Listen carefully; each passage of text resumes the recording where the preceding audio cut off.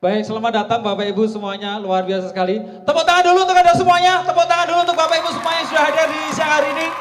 Terima kasih karena sudah meluangkan waktunya untuk bisa hadir di acara yang luar biasa sekali. Ini acara yang tentunya memanjakan kita, lidah kita untuk bisa menikmati buah-buah lokalnya Kulon Progo yang luar biasa. Sehingga nanti kita berharap bahwa buah lokal go internasional. Yang cinta Kulon Progo kita berikan tepuk tangan untuk Kulon Progo, kita berikan tepuk tangan untuk buah Kulon Progo ya. Sudah ada yang beli buah Bapak Ibu? Sebelah kiri sudah belum? Masnya sudah beli? Wah, datang sama siapa Mas? Pak teman Pak pacar? Jujur wae, pacarnya? Masnya beruntung sekali loh punya pacar yang cantik sekali. Cuman mbaknya yang gak beruntung. Sebelah kanan sudah ada yang coba buahnya? Belum Bu? Aduh, kita berikan cuma-cuma untuk bisa dicicipin nanti ada dondong Bu ya. Ya, nek durian ya maneman ya. Dan juga tentunya kita terima kasih sekali untuk Kelurahan Banjaraya. Kita berikan tepuk tangan dulu untuk Kelurahan Banjaraya. Terima kasih untuk Pak Bius, Pak Lurah yang sudah menemani kita sampai hari ini. Dan yang pastinya juga bahwa acara heboh Kulon Progo Heboh tahun 2025 ini adalah yang gelaran yang kesekian kalinya. Karena tahun sebelumnya kita juga hadir di Waduk Sermo Kulon Progo. Dan yang pasti hari ini seluruh masyarakat Kulon Progo benar-benar bisa menikmati buah-buah lokal Kulon Progo, terutama durian Kalibawang yang sangat terkenal dengan enak sekali. Yang sudah pernah mencicipi duriannya Kalibawang, coba tepuk tangan. Bagaimana rasanya durian Kalibawang Bapak Ibu? Enak je? Enak Bu? Enak Pak? Enak je? Ah, kue kulinane mencototan kok ya enak toh ya. Ya, panen sendiri ya.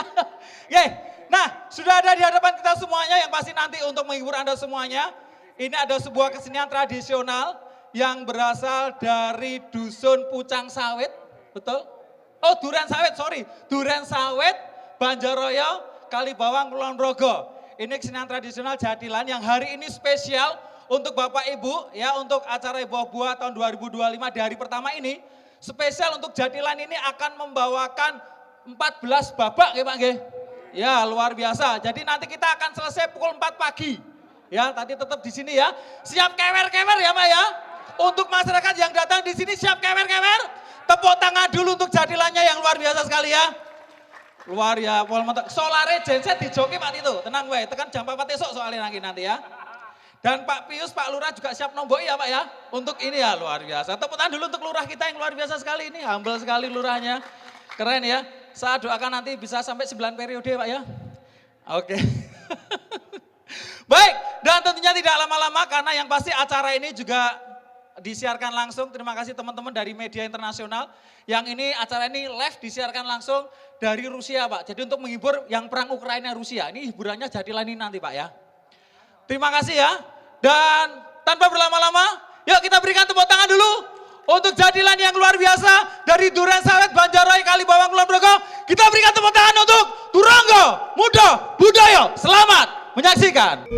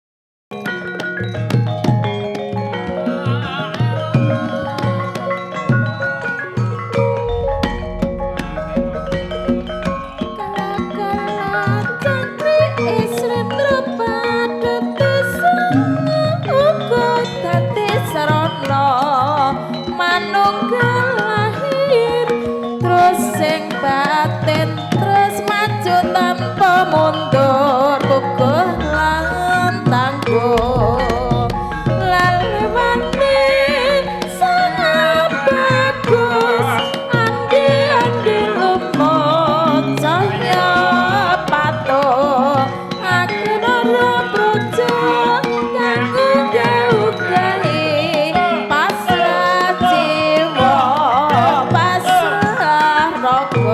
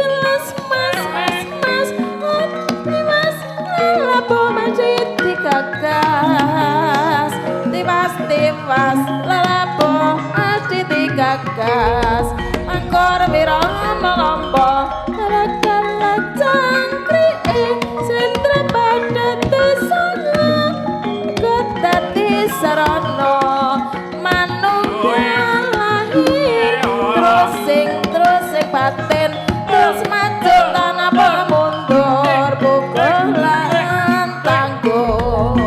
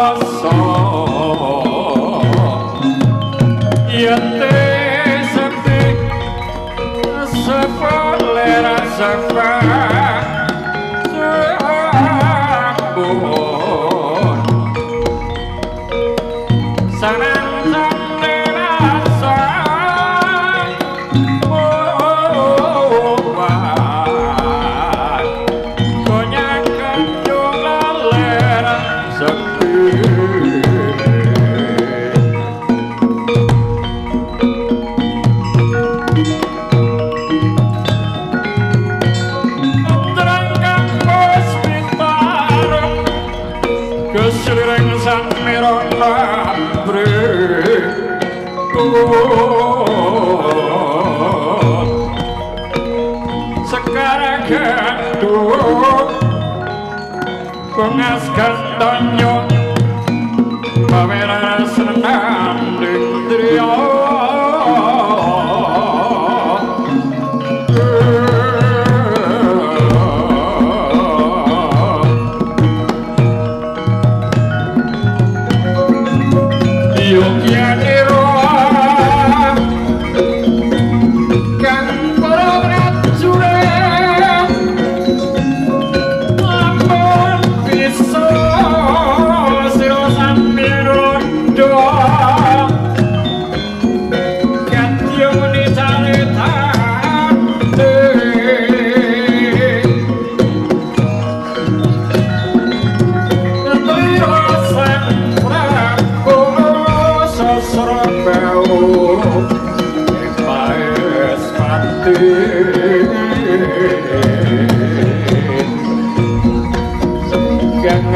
Pati suwata lalakuan dirimu kaki nelontri prakara iso bronekang tenan tapi nuhun tetrahun tompo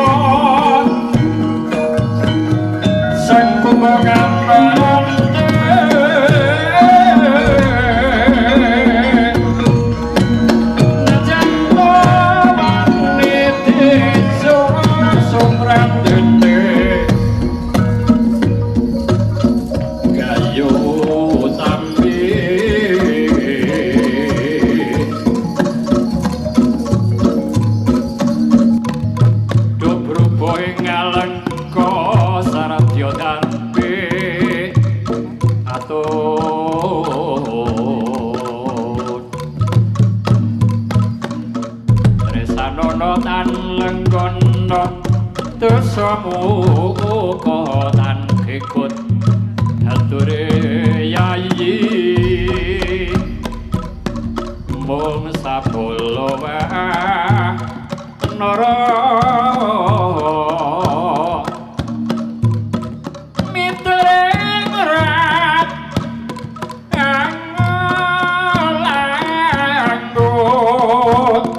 lalon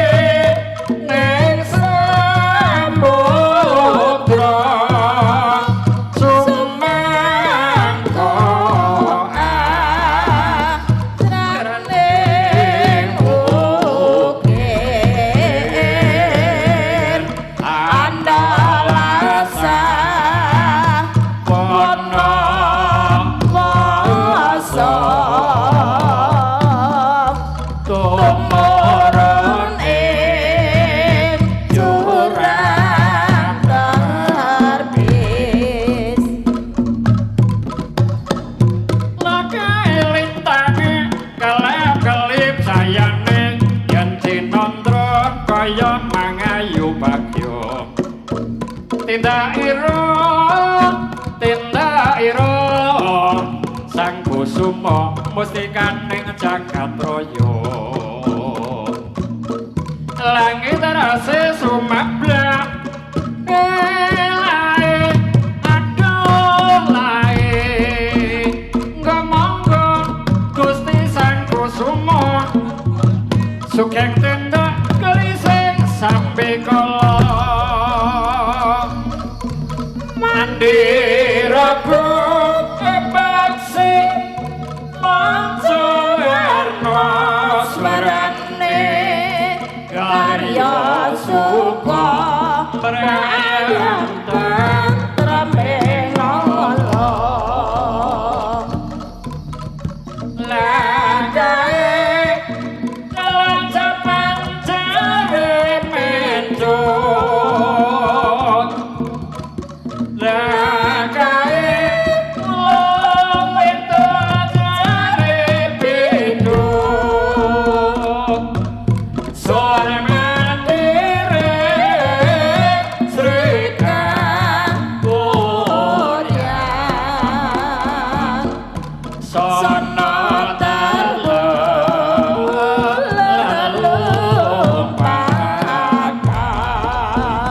megane mangungsi anggeniro sang bagus Lepratondo sinanggung ing Jawata Sekar Tanjung samya manggung tumiyong rarucetala iman rarucetala lae aduh lae ngomonggo Gusti sang kusuma sugeng tindak gelising sampe kala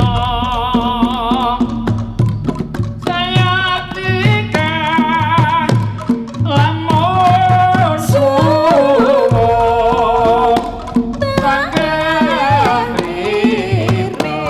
Riri bakak warni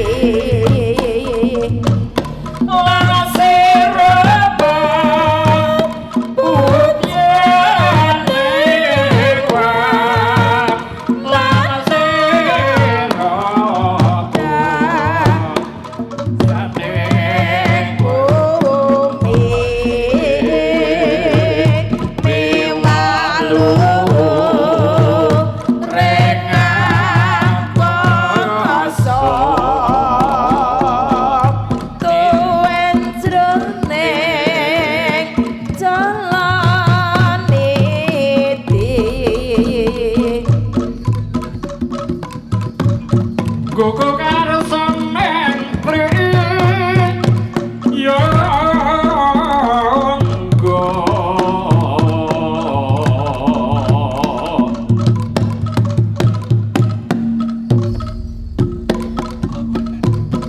Nora nganggo para lamun manes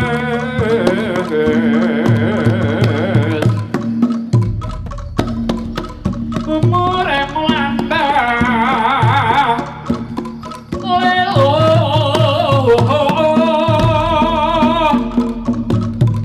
bukan mogeran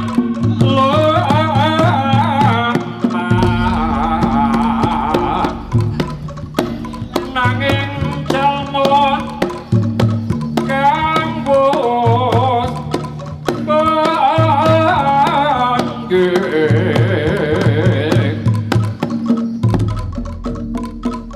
sinamune sambut dondo sesendune abdu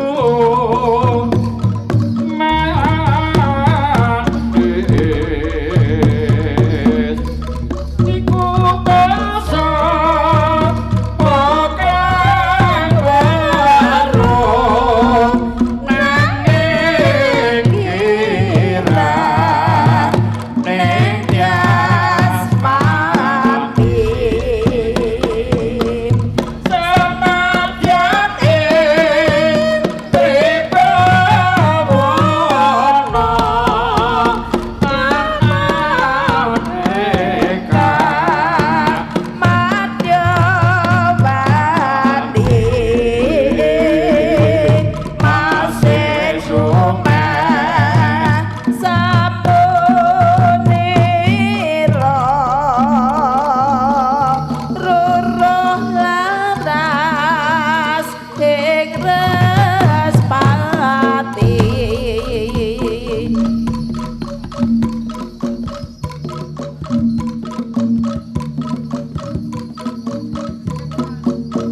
Sumangkat sang prawara kuswa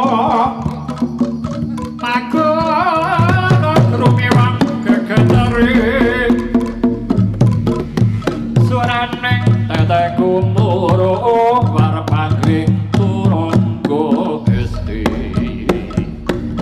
miang koneng kolat petang den talundak nami borter tonawise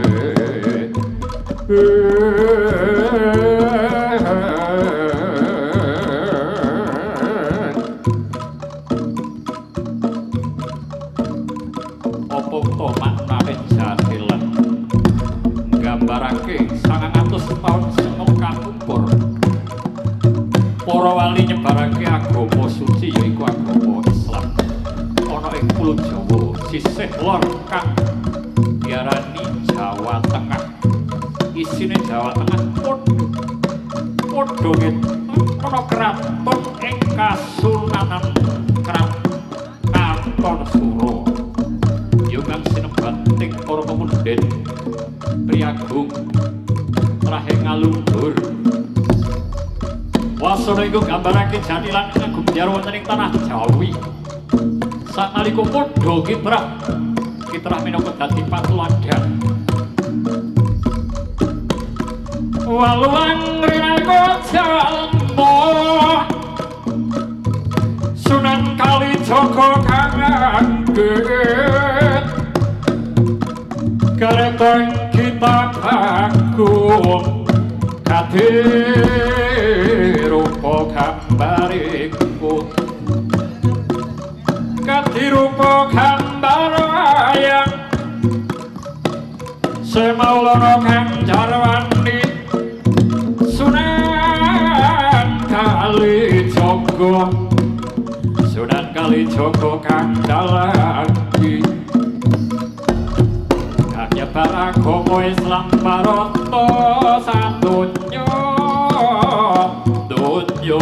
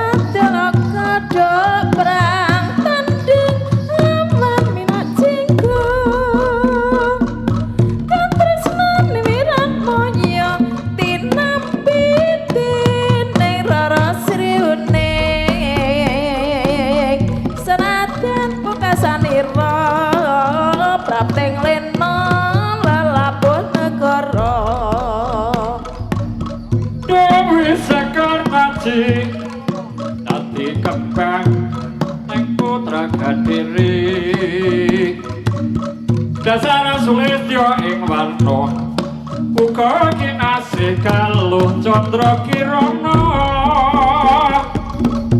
gawi sekar taji leliwani tansah pranani satu setya ing garwa najan kesubuh akeh kang rupeda amang nyakaten sakti anggo deli satya kang satuhun winaku satya upama panci asmara bangun putra ing jenggala nyata sejarahe gambaran rum tumeka saprene nalikane tu ing undi Indo Puspita Dewi Sekartaji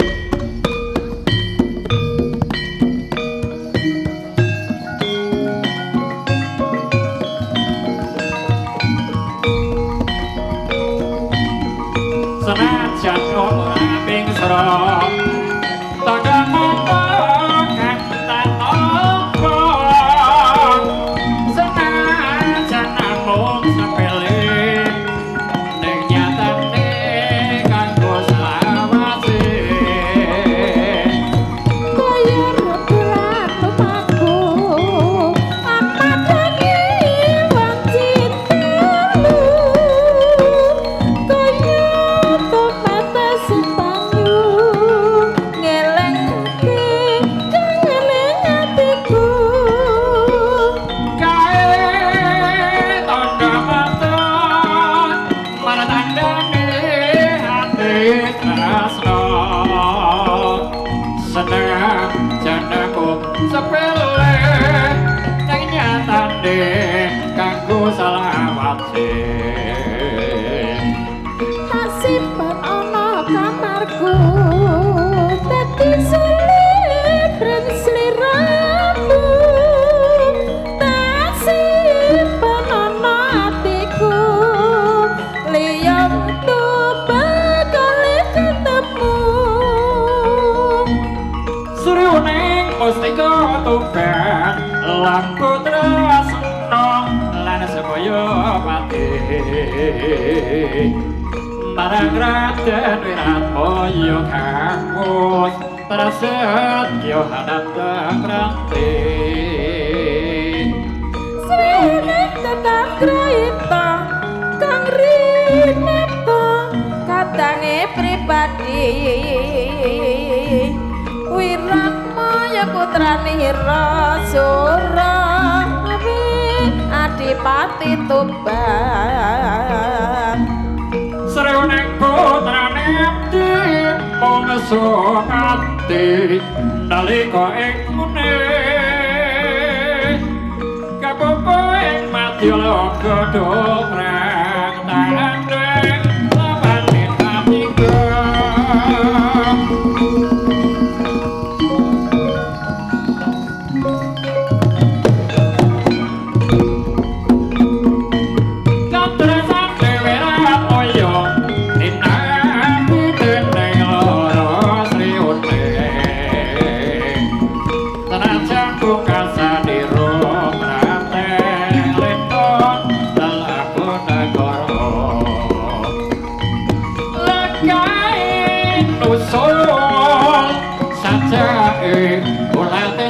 Kandol pribadi terbas milih aneh nyedai jewete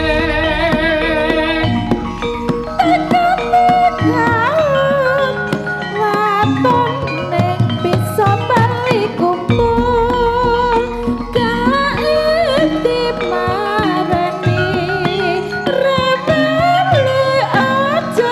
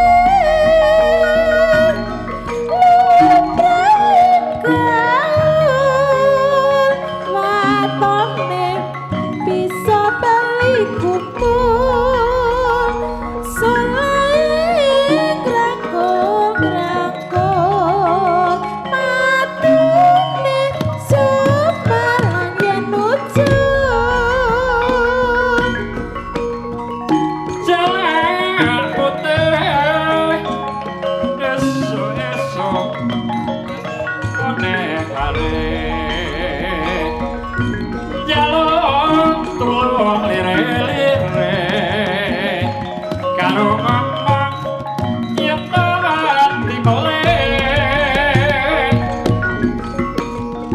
ora cukup yen ngoceh kok ora wedi mungsu seneng ngene gawe kisra sejatine mati wayu warna-warna kakutange patriye lelakon apa sejane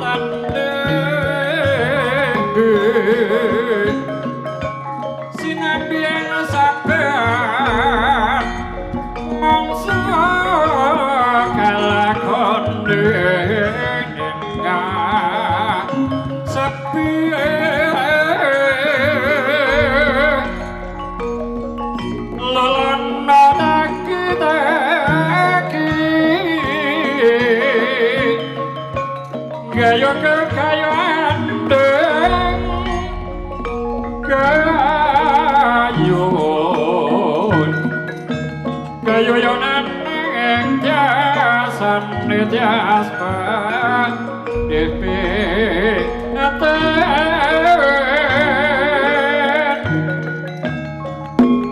bunga mangga jagadar lawan netro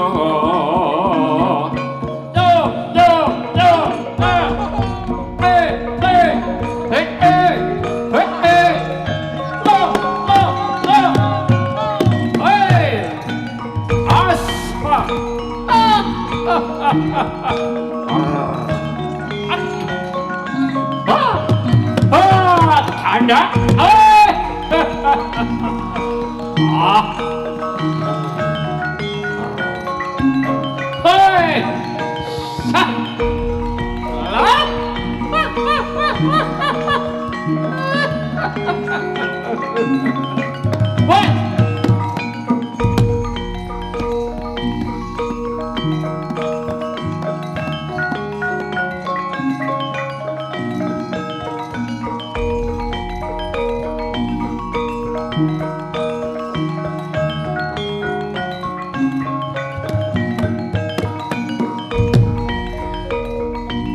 Nadyan wujud tebong paksi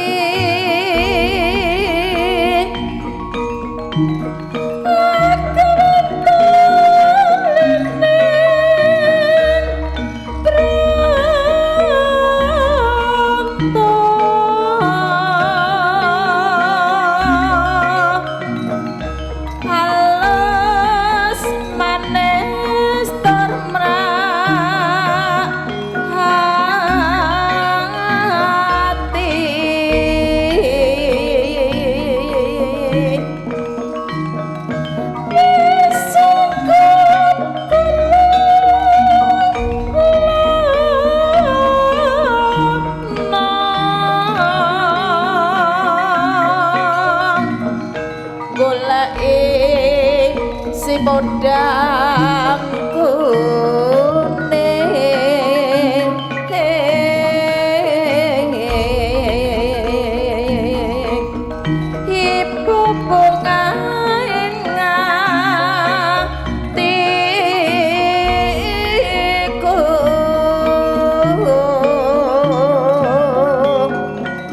nyanding bisa dadi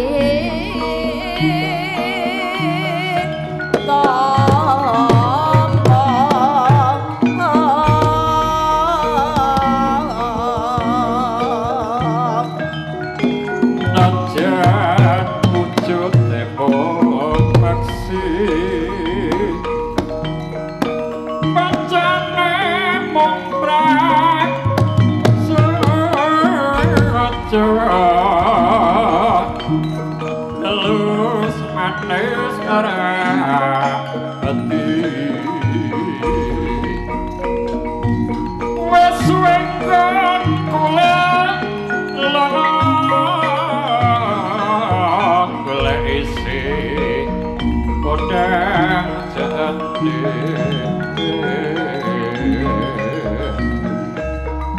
ibu bunga